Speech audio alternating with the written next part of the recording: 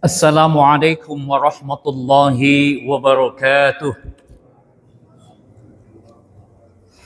Alhamdulillahi hamdan katsiran tayyiban mubarakan fih kama yuhibbu rabbuna wa yarda. Ashhadu an la ilaha illallah wahdahu la syarikalah wa ashhadu anna Muhammadan abduhu wa rasuluhu wa innahu la nabiyya ba'dah. Allahumma salli wa sallim wa barik ala nabiyyina Muhammadin wa ala alihi wa ashabihi wa man tabi'ahum bi ihsanin ila yaumil qiyamah, amma ba'd. Ikhwan kaum muslimin yang sama-sama mengharapkan hidayah irsyad, hidayah taufiq serta ridha Allah Subhanahu wa taala. Alhamdulillah pada siang hari ini setelah kita melaksanakan satu dari sekian banyak kewajiban kita kepada Allah Subhanahu wa taala, yaitu melaksanakan sholat zuhur, walhamdulillah telah kita laksanakan secara berjamaah. Semoga Allah Azza wa Jalla berkenan menerima ibadah kita. Amin, Allahumma amin. Pada kesempatan ini saya diminta untuk melanjutkan kajian akidah. Kemarin menurut Ustadz Wahyudi sudah sampai tentang bab keimanan, ya katanya. Baik, sekarang kita akan lanjutkan kepada ma'rifatuddin, martabatus salitsah, ya, martabat ketiga yaitu al-ihsan. Al-martabatus salitsah al-ihsan. Martabat ketiga yaitu ihsan. Ruknun wahidun. Rukunnya cuma satu, yaitu an ta'budallaha ka'annaka tarahu fa in lam takun tarahu fa innaka yarak. Yaitu engkau mengibadahi Allah seakan-akan engkau melihatnya. Jika engkau tidak dapat melihatnya, maka sesungguhnya dia melihat engkau. Nah, ini hadis ini kemudian menjadi martabat ketiga yaitu ihsan. Nah, sebelumnya kan ada Islam, kemudian ada iman. Nah, kemudian ketiga adalah ihsan. Nah, ad-dalilu, dalil yang digunakan oleh penyusun kitab syarah usul salasa, wad-dalilu qauluhu ta'ala, dalilnya adalah firman Allah Azza wa Jalla, innallaha ma'alladzina taqaw walladzina hum muhsinun. Sesungguhnya Allah bersama orang-orang yang telah bertakwa dan orang-orang yang berbuat ihsan, berbuat baik, muhsinun. Wa qauluhu, dan firman-Nya juga, wa tawakkal 'alal 'arsyir rahim, wa tawakkal 'alal 'azizir rahim, dan bertawakallah kepada yang maha gagah perkasa dan lagi maha penyayang. Alladzi yaraka hina taqum, yang mana dia Allah itu Al-Aziz Ar-Rahim itu yang melihatmu ketika kamu berdiri, wa taqallubaka fis sajidin, dan memperhatikan gerak-gerikmu di dalam sujud. Innahu huwas samiul alim, sesungguhnya dia Allah huwa as-samiul alim, yang maha mendengar lagi maha mengetahui. Kemudian wadalilu minas sunnah, dan dalil-dalil as-sunnah adalah hadisu Jabrail atau Jibril, ya, al-masyhur, yang masyhur. Nah, baik Pak Iwan sekalian, sebelum dilanjutkan bahwa martabat ketiga adalah ihsan. Ihsan itu adalah engkau beribadah kepada Allah seakan-akan engkau melihatnya. Jika engkau tidak bisa melihat Allah, karena memang pasti tidak bisa melihat di dunia ini, maka sesungguhnya Allah memperhatikan engkau. Dalil dari Quran sudah dikemukakan. Adapun dalil dari As-Sunnah, yaitu hadis Jibril al-masyhur, yaitu hadis Jibril yang masyhur, an Umar bin al-Khattab, dari Umar bin al-Khattab radhiyallahu anhu, semoga Allah meridhoinya, qala, Umar berkata, bainama nahnu julusun inda Rasulillah sallallahu alaihi wasallam, ketika kami duduk-duduk di samping Rasulullah sallallahu alaihi wasallam, dzata yaumin, pada suatu hari, id tola'a. Nah, tola'a itu sesungguhnya bahasa kita ketika terbit. Ketika terbit, Ittola alaina rajulun, ketika terbit kepada kami seorang lelaki. Nah, maka tola'a terbit maksudnya adalah ja'a. Ketika datang, ketika idhadara, ketika hadir. Nah, salah seorang kemudian di sini dinyatakan syadidu bayadis siyab. Sangat putih pakaiannya. Syadidu sawadi sya'ri. Sangat hitam rambutnya. La yura alaihi atharus safar. Tidak terlihat atasnya bekas perjalanan. Nah, jadi ada ketika Nabi bersama bersama sahabat yang sedang kumpul-kumpul, datang seorang lelaki berpakaian sangat putih. Kenapa sangat putih? Rambutnya sangat hitam, tidak ada bekas perjalanan. Karena kalau bekas perjalanan di zaman itu naik onta maupun naik kuda, maka biasanya rambut, gitu ya, yang tadinya hitam bisa berubah menjadi coklat, gitu kan? Kemudian di pakaian berubah menjadi warna coklat. Nah, tetapi ini tidak ada bekas-bekas semacam itu, gitu ya. Maka di sini disebut syadidu bayadus siyab, bayad putih siyab pakaiannya, syadid sangat. Kemudian juga syawadi sya'ri, syadidu sawadi sya'ri, rambutnya juga sangat hitam. La yura ali asarus safar.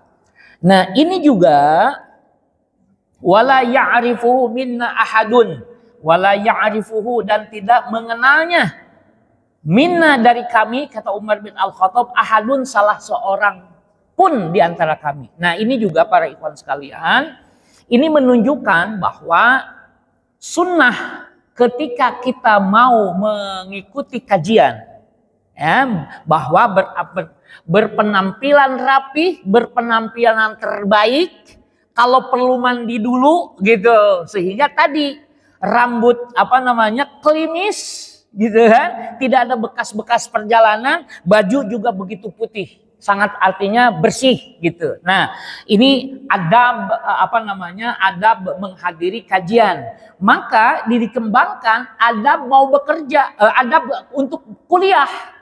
Atau kuliah juga sama gitu ya, berpenampilan menawan, rapi, kemudian wangi. Nah, begitu. Atau mau menemui pejabat. Ya kan, ini Nabi diilustrasikan tokoh rajulun, seorang lelaki ini datang dengan berpenampilan yang rapi tadi. Nah, maka tidak ada bekas perjalanan, artinya karena rapi, sangat bersih gitu kan. Nah, maka kemudian ini juga bisa dijadikan kalau kita mau menemui atasan, kalau mau menemui pejabat, kalau mau menemui kiai, kalau menemui yang lainnya, maka berpenampilan harus menarik. Kenapa? Karena nanti di akhir hadis ini ternyata Jibril mengajarkan agama, mengajarkan Islam kepada para sahabat, gitu ya. Oke, baik. Kita lanjutkan dulu. Di sini dinyatakan la yura alaihi asarus safar wala ya'rifu minna ahadun. Kami wala ya'rifuhu, dan tidak ada yang mengenalnya minna dari kami ahadun, salah seorang. Berarti ini yang datang orang asing. Orang asing tidak dikenal, ya. Tidak dikenal, tiba-tiba kemudian hatta jalasa ila Nabi sallam, sehingga dia duduk kepada Nabi sallam, fa asnada rukbataihi ila rukbataihi, sehingga kemudian asnada itu menempelkan dua lututnya kepada dua lutut Nabi. Tergambar ya. Jadi tiba-tiba dia datang, lutut ketemu lutut dengan Nabi. Kemudian di sini dinyatakan wa wada'a kaffaihi ala fakhidaihi, kemudian meletakkan dua telapak tangannya di paha Nabi Shallallahu Alaihi Wasallam. Nah, ini juga menunjukkan, kata para ulama, bahwa dalam kajian-kajian kita hendaknya bukan saling menjauh, tapi saling mendekat. Mendekat narasumber. Tapi kan dulu belum ada mikrofon, gitu. Kalau sekarang sudah ada mikrofon gimana? Nah, maka kemudian sesungguhnya kalau keutamaannya yaitu mendekat. Bahwa kemudian ada mikrofon atau tidak ada mikrofon, karena kejelasan, meskipun pakai mikrofon, kalau jauh kadang kejelasannya juga tidak sempurna. Maka wa wada'a kafaihi ala fakhidhai, maka meletakkan dua telapak tangannya ala fakhidhaihi, di atas dua pahanya. Wa qala, dan ia berkata, ya Muhammad akhbirni anil Islam. Wahai Muhammad, kabarkan kepadaku tentang Islam. Pertanyaannya, apakah malaikat Jibril ini tidak tahu tentang Islam sehingga harus bertanya kepada Nabi Muhammad? Jawabannya jelas paham. Tapi mengapa kemudian malaikat Jibril bertanya kepada Nabi Muhammad? Ini adalah pengajaran, metodologi pengajaran. Maka metodologi pengajaran boleh lewat drama. Gitu ya. Melalui drama. Karena Jibril sudah tahu, masih pura-pura bertanya, minta penjelasan kepada Nabi Muhammad sallallahu alaihi wasallam. Akhbirni anil Islam, kabarkan kepadaku tentang Islam. Faqala Rasulullah sallallahu alaihi wasallam, maka Rasulullah sallallahu alaihi wasallam bersabda, al-Islamu an tashhada alla ilaha illallah wa anna Muhammadar Rasulullah. Islam itu engkau bersaksi bahwa tidak ada sesembahan yang hak, yang wajib diibadahi dengan hak illallah, kecuali Allah. Wa anna Muhammadan, dan bahwasanya Nabi Muhammad itu adalah Rasulullah. Nah, kemudian dalam redaksi-redaksi lain ada Muhammadan abduhu wa rasuluh. Abduhu itu adalah untuk mendudukkan bahwa Nabi Muhammad tidak sejajar dengan Tuhan. Tidak seperti pengakuan umat-umat terdahulu yang menjadikan nabinya seperti Tuhan. Yang menyatakan bahwa Uzair putra Tuhan, Yesus punya putra Tuhan. Nah, maka dalam statement kita, statement syahadat kita, wa asyhadu anna Muhammadan abduhu. Nah, jadi pertama disejajarkan bahwa Nabi Muhammad itu adalah sama seperti kita, tidak sejajar dengan Tuhan, tapi sejajarnya dengan manusia biasa, gitu. Tetapi kemudian wa rasuluhu, Rasulnya yang harus dianggap, yang harus diterima ajaran-ajaran atau wahyu-wahyu yang diterimanya. Karena kemudian Bani Israel menolak para nabinya. Nabi-nabi yang lain menolak Rasulullah Sallallahu Alaihi Wasallam. Perlu saya masukkan di sini, ma farqu bainan nabi war rasul. Apa perbedaan nabi dan rasul? Ketika kita dulu di SD, masih ingat, nabi adalah orang yang menerima wahyu tapi untuk dirinya sendiri, tidak untuk disampaikan. Sementara rasul adalah orang yang menerima wahyu tapi ditugaskan untuk disampaikan. Nah, kalau begitu, seorang nabi tidak harus ngajak istrinya, tidak harus ngajak keluarganya. Kalau definisi semacam itu, maka kemudian penelitian berikutnya diketahui bahwa nabi adalah mereka yang mendapatkan wahyu dari Allah untuk disampaikan kepada orang-orang beriman. Nah, nabi. Jadi nabi itu adalah orang yang menerima wahyu untuk disampaikan kepada orang beriman. Adapun rasul adalah mereka yang mendapat wahyu dan disampaikan dan diperintahkan untuk disampaikan kepada orang-orang yang belum beriman. Gitu. Jadi bedanya di situ kalau nabi. Nah, maka oleh sebab itu rasul itu dimulainya dari Nabi Nuh. Rasul dimulainya dari Nabi Nuh, bukan dari Nabi Adam. Nabi Adam itu nabi. Berarti dari Nabi Adam sampai Nabi Nuh diduga keras orang-orang itu pada beriman. Karena yang diutus Nabi. Gitu ya. Nah, tetapi kemudian mulai pengingkaran, mulai penyelewengan di saat di masa zaman Nabi Nuh alaihissalam. Maka Nabi Nuh lah diutus sebagai Rasul. Nah jadi Nabi dimulai Nabi Adam, diakhiri Nabi Muhammad. Rasul dimulai Nabi Nuh, diakhiri Nabi Muhammad. Nabi jumlahnya sekitar 124.000. Nah, 124.000 Nabi. Nah, adapun kemudian Rasul sekitar 7.000, gitu ya. Wallahu a'lam ya. Tapi yang jelas kemudian para ikhwan sekalian, al-Islamu, Islam itu antashhada alla ilaha illallah.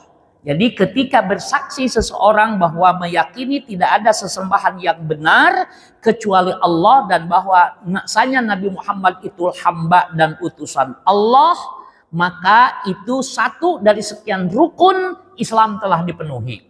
Wa tuqimus sholata, dan engkau menegakkan salat. As-sholatu tusamma bis shalah. Salat disebut salat karena menghubungkan antara khaliq dengan makhluk dan makhluk lainnya. Jadi salat itu menghubungkan khaliq dengan makhluk dan makhluk dengan makhluk. Nah, itu disebut sholat. Sholat itu sodlam, sholat. Silaturahmi, menyambungkan. Silaturahmi itu menyambungkan yang terputus, mengumpulkan yang berserakan. Sholat. Nah, maka sholat tusamma bis sholat. Kenapa sholat disebut sholat?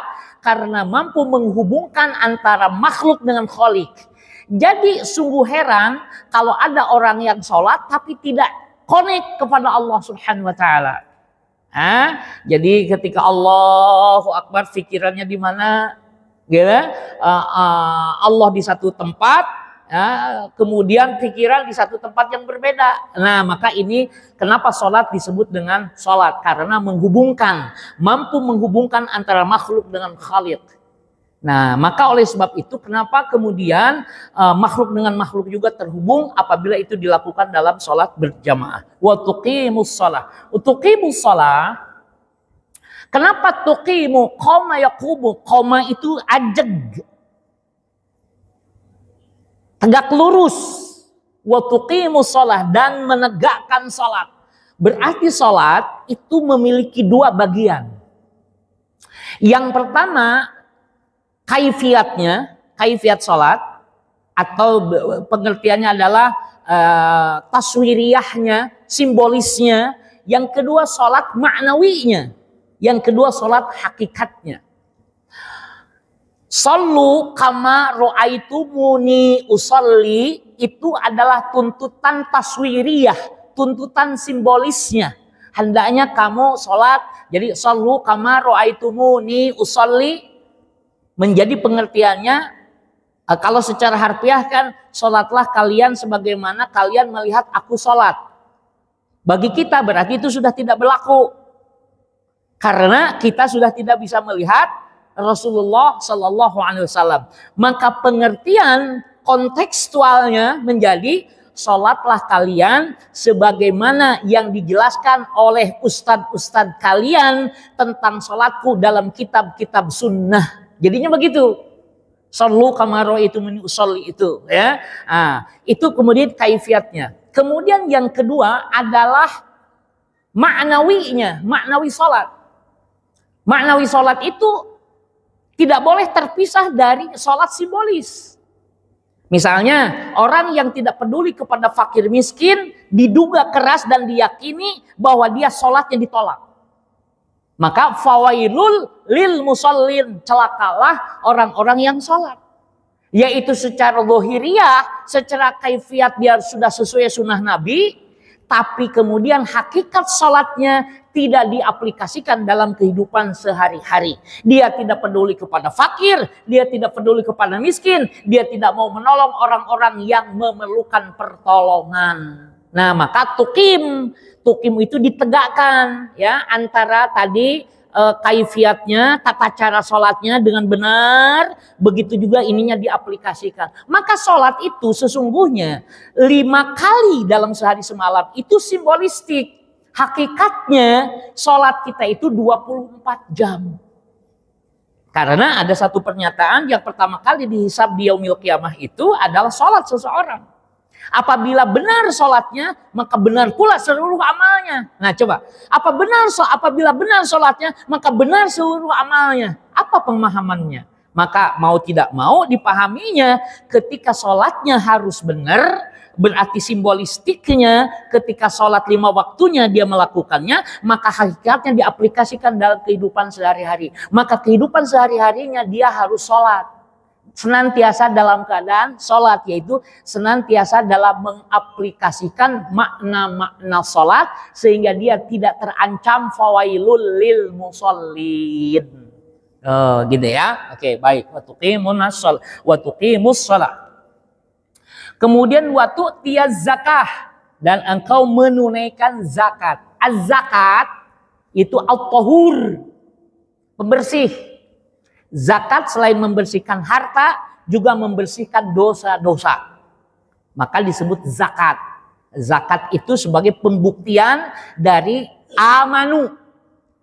Ya ayyuhalladzina amanu innalladzina amanu wa amilus shalihat. Amal itu shalihat dibuktikan dengan zakat. Iman seakan-akan masih tidak sempurna kecuali harus diikuti dengan pembuktian hablum minan nas. Kalau keimanan itu hablum minallah, maka pembuktiannya hablum minan nas. Ada kesolehan pribadi, ada kesolehan sosial. Nah, maka kesolehan sosial adalah pembuktian dari keimanan. Maka oleh sebab itu orang sholat tadi menjadi tidak berpengaruh sholatnya kecuali diikuti dengan menunaikan zakat, melaksanakan kepedulian kepada sesama. Ya, jadi zakat itu berfungsi membersihkan, baik membersihkan harta juga membersihkan dosa-dosa.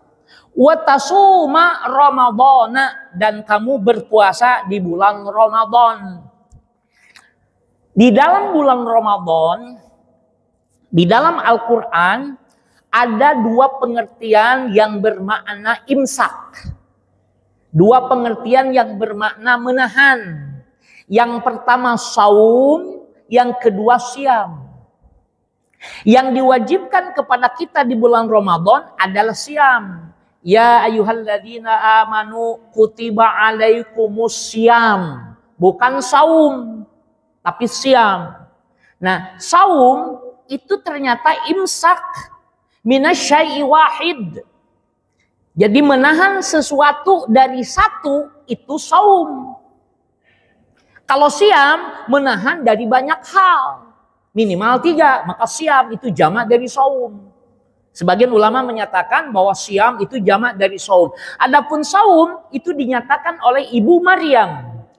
Inni nazartu lirrahmani sauman. Sesungguhnya aku bernadar kepada Ar-Rahman untuk saum, tidak bercakap-cakap dengan manusia. Nah, menahan untuk bercakap-cakap dengan manusia disebut saum. Adapun yang diwajibkan ke kita di bulan Ramadan adalah siam. Nah, siam bisa dipahami yang pertama kali harus diperhatikan adalah lisan. Karena Ibu Aisyah, Ibu Maryam mengatakan inni nazartu lirrahmani sauman. Lisan dulu untuk tidak bercakap-cakap. Maka pengendalian lisan itu diutamakan saat kita sedang siam di bulan Ramadan. Nah, gitu ya.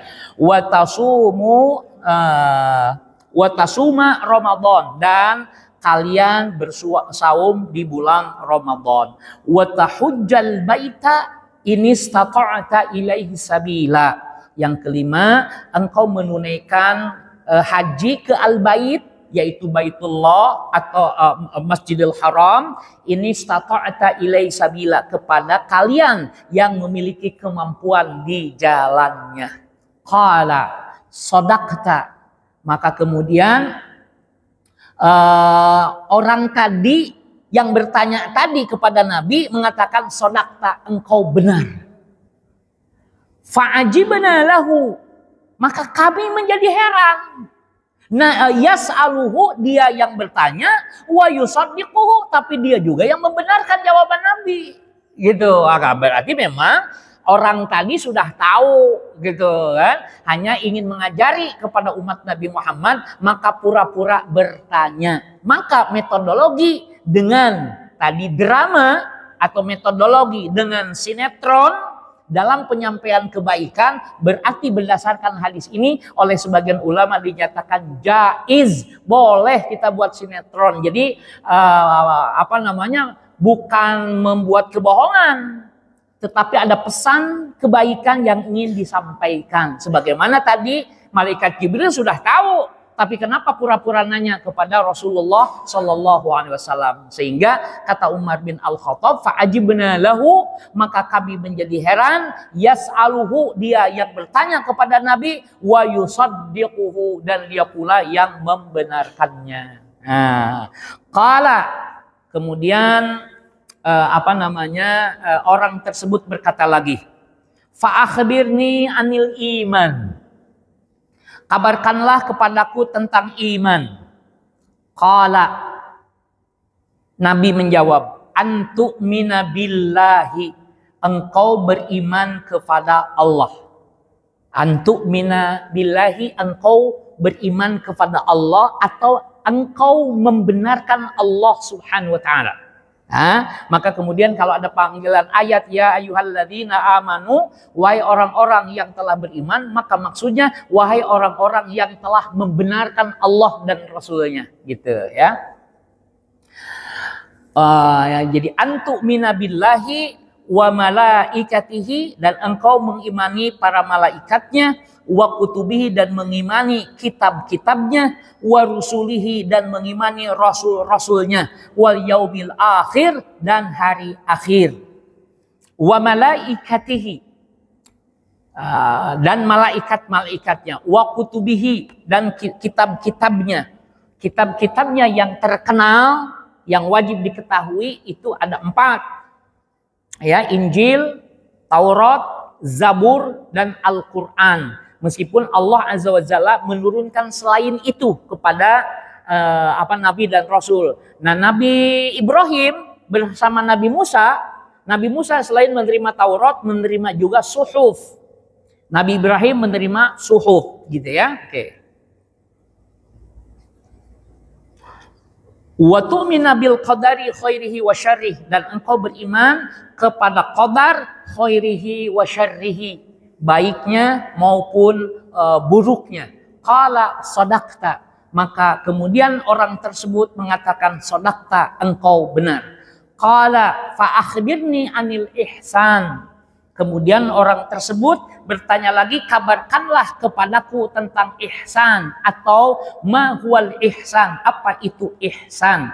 Qala an ta'budallaha ka'annaka tarahu, engkau mengibadahi Allah seakan-akan engkau melihatnya. Fa in lam takun tarahu, dan apabila engkau tidak dapat melihatnya, fa innahu yaraka, maka sesungguhnya ia, Allah, melihat engkau. Qala fa akhbirni 'anis sa'ah, kemudian orang tadi berkata lagi, kabarkan kepadaku tentang hari kiamat. Kabarkan kepadaku kapan terjadinya hari kiamat.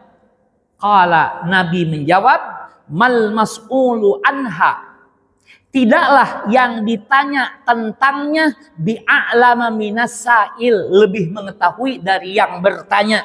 Artinya kita sama-sama tidak tahu, begitu kurang lebih ya. Jadi mal mas'ulu anha, tidaklah orang yang ditanya tentangnya bi'a'lama anisail, lebih mengerti, lebih tahu daripada orang yang bertanya. Malaikat Jibril jelas lebih dekat kan begitu, mestinya ya orang yang ditanya tidak lebih tahu daripada yang nanya kan begitu. Kalaupun sudah diketahui kapan itu terjadi, tentu engkau yang dekat dengan Allah lah yang lebih mengetahui, begitu kurang lebih gitu kan. Qala fa akhbirni an amaratiha, kalau begitu fa akhbirni an amaratiha, kabarkan kepadaku an amaratiha, an alamatiha. Kalau begitu kabarkan kepadaku tentang alamat-alamatnya, ciri-cirinya. Qala, orang tersebut menjawab, Nabi menjawab, antalidal amatu.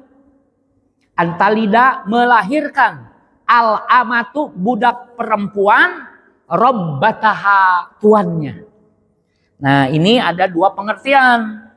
Ya, ada dua pengertian. Ada pengertian ciri-ciri kiamat itu seseorang melahirkan orang yang nanti akan memperbudak emaknya. Mak masak, mak ini. Nah, begitu. Jadi seakan-akan anaknya itu adalah majikannya. Sementara emaknya menjadi budaknya. Bukan pembantu, tapi budaknya. Itu satu. Pemahaman kedua, bahwa kiamat itu terjadi didahului dengan banyak peperangan. Sehingga dari peperangan itu banyak didapat amat. Banyak didapat budak belian. Nah, begitu. Jadi dalil ini para ulama memberikan penjelasan. Pertama, ada orang yang melahirkan anaknya, namun anaknya seperti majikannya, seperti tuannya, menyuruh ini dan itu kepada emaknya, seakan-akan emaknya budaknya. Tapi pemahaman kedua, bahwa bisa jadi bahwa kiamat itu akan terjadi didahului dengan banyak peperangan-peperangan, sehingga banyak tawanan-tawanan yang dijadikan budak. Nah, gitu ya, sehingga nanti budak itu melahirkan. Karena kan gini, statusnya budak dinakahi. Ini orang merdeka. Ketika orang merdeka menggauli budaknya lahir, ini merdeka seperti bapaknya. Nah, ini tetap dia budak gitu, kecuali kemudian dimerdekakan. Dimerdekakan biasanya baru dinikahi, gitu kan. Nah, pertanyaan menarik, berkembang. Berarti Islam membolehkan perbudakan. Gitu ya. Berarti Islam membolehkan perbudakan. Terbukti juga banyak ayat-ayat yang berbicara tentang halalnya bergaul dengan budak. Oh, begini. Islam datang justru ingin membebaskan perbudakan. Maka diantaranya orang misalnya yang mentahdzir istrinya itu menyatakan bahwa istrinya seperti ibunya. Tahdzir tuh. Kemudian mau rujuk, nah boleh rujuk. Kecuali membebaskan dulu budak mukminah. Berarti kafarat membebaskan budak mukminah, ya, membebaskan berarti memerdekakan. Maka Islam datang untuk memerdekakan orang-orang perbudakan. Gitu. Apalagi sekarang di seluruh dunia sudah sepakat, sudah tidak ada lagi perbudakan. Maka perang kemarin Palestina dengan Zionis Israel itu tidak terjadi perbudakan, maka dijadikan tukar menukar, gitu ya. Karena mereka sepakat, dunia sepakat sudah tidak menerima perbudakan. Kemudian kita lanjutkan. Wa antaral hufatal uratal 'alata ri'a asya'i yatatawaluna fil bunyan. Kamu akan melihat orang yang tanpa alas kaki, auratnya kemana-mana, gitu kan? Kemudian al-alah itu miskin. Kemudian ri'a asya'i, pengembala kambing. Yatatawaluna fil bunyan, berlomba-lomba meninggikan bangunan. Jadi yang berlomba-lomba itu bukan orang-orang terpandang, bukan orang-orang pekerja BKN, bukan. Tapi di sini adalah mereka yang al-khufah, tidak beralas kaki, al-urah. Mohon maaf ya, urah itu auratnya terbuka. Urian itu artinya auratnya terbuka.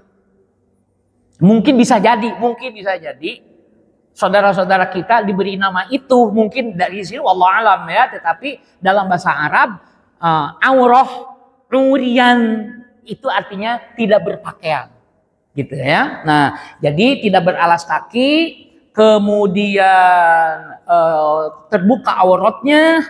Kemudian alah itu miskin, fakir, gitu kan. Kemudian khufa'as ri'a asyai, pengembala kambing. Jadi pengembala kambing yang tidak beralas kaki, yang tidak menutup aurat, yang fakir miskin, tapi kemudian dia berlomba-lomba tatawwalul bunyan. Ya, berlomba-lomba untuk membangun, meninggikan bangunan. Dan sekarang saya kira tidak asing, di pegunungan pun sekarang banyak bangunan-bangunan mentereng gitu ya. Bukan hanya di Puncak Bogor gitu kan, di pegunungan-pegunungan manapun gitu ya.